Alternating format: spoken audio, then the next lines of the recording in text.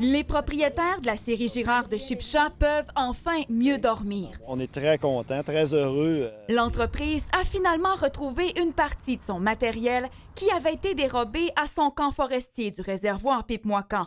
Plus de 20 000 d'équipement avaient disparu dans la fin de semaine du 13 juillet. C'est grâce aux réseaux sociaux, puis à l'intervention de TVA vendredi. La série Girard offrait une récompense de 1 000 à toute personne qui pourrait l'aider.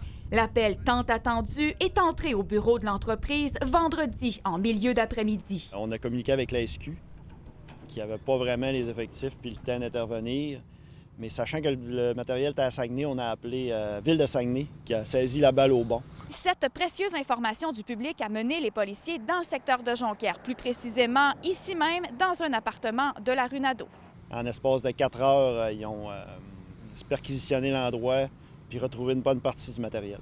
Un homme et une femme dans la trentaine ont été arrêtés. Sur place, les enquêteurs de la police de Saguenay ont découvert tout un butin. Plusieurs outils à main, un portable, un téléphone satellite, puis des sacs qui ont servi au transport du matériel.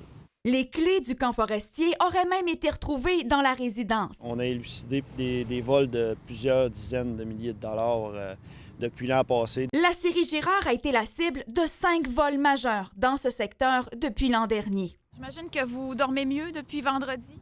Bien, je dors mieux, mais mes entrepreneurs vont dormir mieux aussi. Il y avait une récompense promise on va tenir promesse.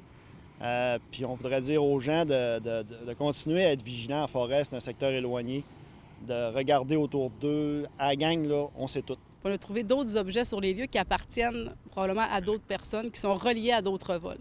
Donc pour l'instant, le dossier est sous enquête, puis on essaie de relier ces objets-là aux propriétaires.